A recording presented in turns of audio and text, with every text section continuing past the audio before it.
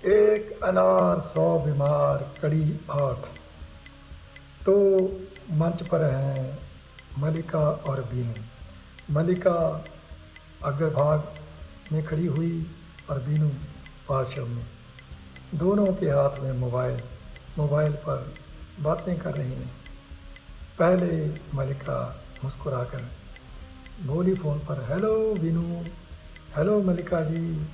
बीनू जी कहाँ हैं आप? मैं तो घर पर ही हूँ। और आप? मैं भी घर पर ही हूँ। ये पूछना था कि अब आप लोगों का क्या प्रोग्राम है? बाकियों का तो पता नहीं, बोला बीनू, लेकिन मेरा प्रोग्राम मलिका जी, आप सुनेंगी तो नाचने लगेंगी। अच्छा, क्या प्रोग्राम है आपका? मलिका जी, मैं सोच रहा हूँ कि कभी आप हमारे घर में अकेली आएँ। वो तो मैं अपने पिताश्री के साथ आऊँगी। नहीं नहीं, अकेली आएँ। अकेली क्यों? वो क्या है, हम दोनों चलेंगे हमारे घर की छत पर। अच्छा, तो वहाँ आप अपने बाल खोलकर ऐसे ही सुखाइए जैसे अपने घर की छत पर सुखाया करती हैं। तो मैं बाल सुखाते हुए आपको पैरों निहारता रहूँ, देखता रहूँ, एक टकटकी लगाए। अच्छा, ये प्रोग्राम है आपका? हाँ जी, कैसा लगा? अरे जनाब, मैंने फ़ोन किया था आपकी मम्मी जी का प्रोग्राम जानने के लिए। मम्मी जी का प्रोग्राम? हाँ, उनका प्रोग्राम क्या है? वो मलिका जी ऐसा है, बोला बीनू, वो अपना प्रोग्राम तो मेरे पापा जी को भी नहीं बताती, तो मुझे क्या बताएंगी? क्यों, किस लिए पूछा आपने? वो ऐसा है, बोली मलिका, रात मैं और पापा बैठे बातें कर रहे थे आपकी मम्मी जी की। पापा कहने लगे कि बेटा, मुझे कहने लगे कि बेटा, सबसे बढ़िया इन्वेस्टमेंट होती है ह्यूमन इन्वेस्टमेंट।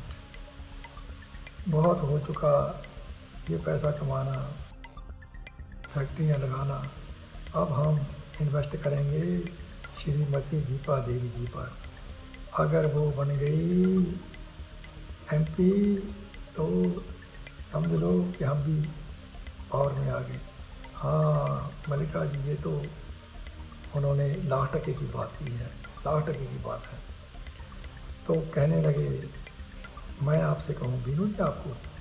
अच्छा, मुझे क्या कहना? मुझे कि आप अपनी मम्मी को अभी जाकर कहिए कि वो यहाँ मत बैठें। तो कहाँ बैठे हैं? वो बैठे हैं जाकर दिल्ली में। वहाँ क्यों? वहाँ मिले हाई कमान से। उनको बोलें कि बहुत हो चुकी पार्टी की सेवा, अब टिकट हमें ही मिलना चाहिए। जितना पैसा मांगोगे वो हम देंगे। मतलब मेरे पापा देंगे, समझ गए ना? हाँ जी हाँ जी, समझ गया। तो पापा कह रहे थे कि तुम्हारी मम्मी के साथ मैं और मेरे पापा भी जाएंगे। हैं? आप लोग? मेरी मम्मी के साथ आप लोग भी जाएंगे? वो क्यों? पापा कह रहे थे, वो बेचारी दिल्ली में कहाँ खर्च करेगी, आने जाने का, खाने का, होटलों का खर्चा, वो सब हम ही करेंगे। जब इन्वेस्ट करना ही है तो शुरू से लेकर अंत तक इन्वेस्ट हम ही करेंगे। तो मम्मी जी के साथ आपके पापा और आप जा रही हैं? हाँ हाँ। तो मलिका जी, मैं भी आपके साथ ही चलूँगा। तुम क्यों? मलिका जी, आप अकेली होंगी वहाँ बोर हैं? आपके पापा तो मम्मी जी के साथ उनके हाई कमांड के दफ्तर में जाया करेंगे, आप अकेली बोर होंगी। तो मैं आपका दिल बहलाने के लिए कभी कुतुब मीनार, कभी इंडिया गेट, कभी जंतर मंतर, कभी लाल किला आपको दिखाकर लाया करूँगा। चलो वो बात की बात है, पहले आप अपना फ़ोन काटिए और जो मैंने कहा है अपनी मम्मी जी को जाकर कहिए कि वो दिल्ली जाने की तैयारी करें। अभी थोड़ा और बातें कर लेते। अरे बाकी बातें बाद में, पहले जैसे मैंने कहा है ना, वो कहो, अपनी मम्मी जी के पास जाओ और उनको कहो दिल्ली जाने की तैयारी करें। कहकर फ़ोन काट दिया मलिका ने, चली गई विंग में। तो पीछे से मंच के आगे आया वीनू। आगे आकर मंच पर एक चक्कर लगाया उसने, फिर विंग की ओर मुँह करके बोला, पापा जी, ओ पिताश्री कहाँ हैं आप? तो विंग में से तेज़ी से हड़बड़ाया वीर आया, बोला, अरे क्या बात हो गई बेटा? पापा एक खुशखबरी सुनाई थी आपको। अब मुझे भी तुमने खुशखबरी सुनानी है? हाँ पापा, आपको। अच्छा कहो क्या खुशखबरी है? पापा ये बताइए कि आपने इन दिनों कोई अच्छी सी फिल्म की स्क्रिप्ट लिखी है? वो किस लिए?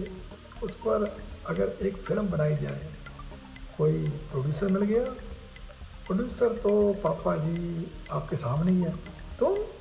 हाँ पापा जी, आपका बेटा आपके लिए फिल्म बनाएगा। अरे बेटा, जेब में तुम्हारे फूटी कौड़ी नहीं होती, तुम मेरी फिल्म बनाओगे? क्यों मजाक करते हो? मैंने चाय रखी हुई है, बोल गई होगी। कहता हूँ, अरे पापा बात तो सुनिए। हाँ सुना, जल्दी सुना, मुझे चाय भी देखनी है।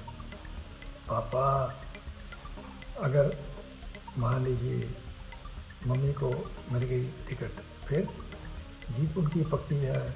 वो मनोहर लाल जी कह रहे थे सारा खर्चा वो करेंगे।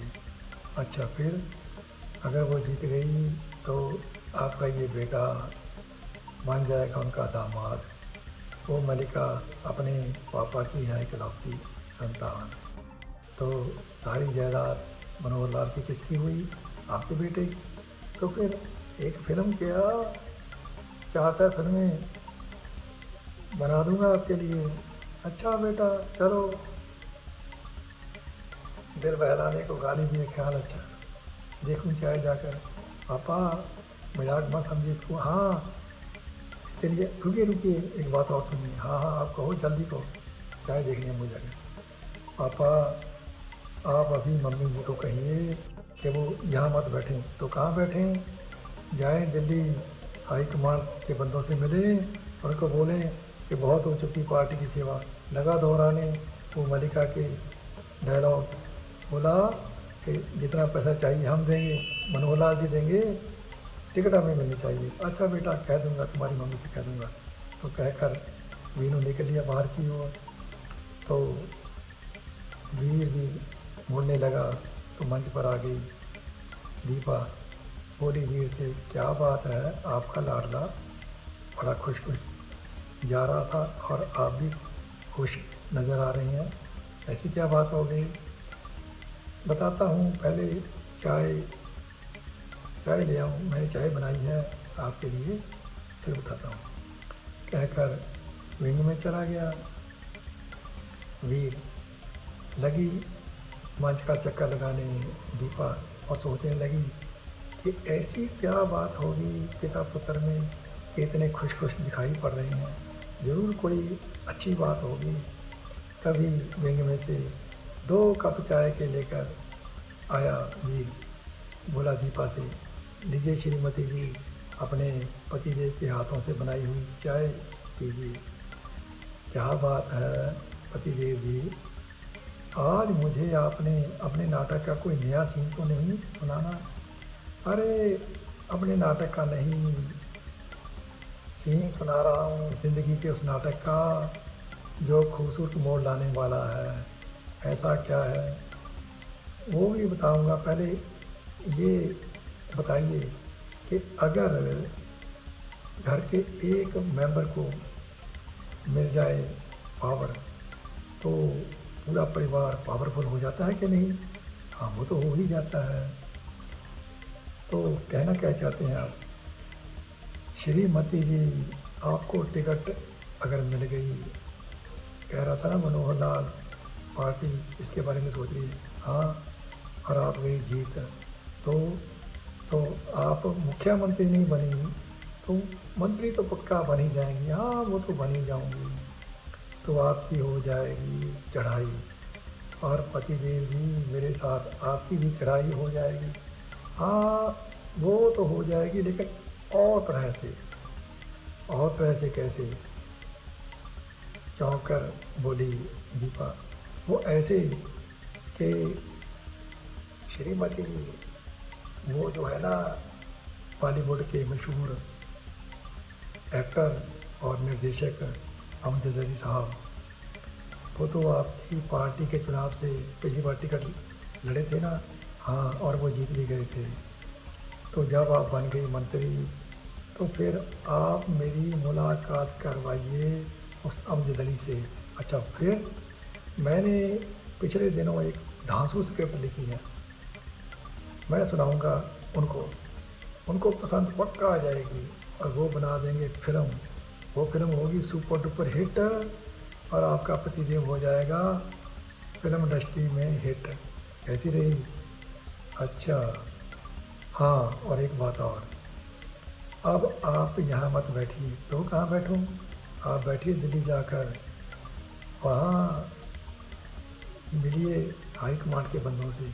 उनको बोलिए कि जनाब, हमने बहुत की पार्टी की सेवा, और जो मेरे पतिदेव को पेंशन का पैसा मिला था वो सारा मैंने आपकी पार्टी की सेवा में फूंक दिया। अब मुझे टिकट मिलना चाहिए।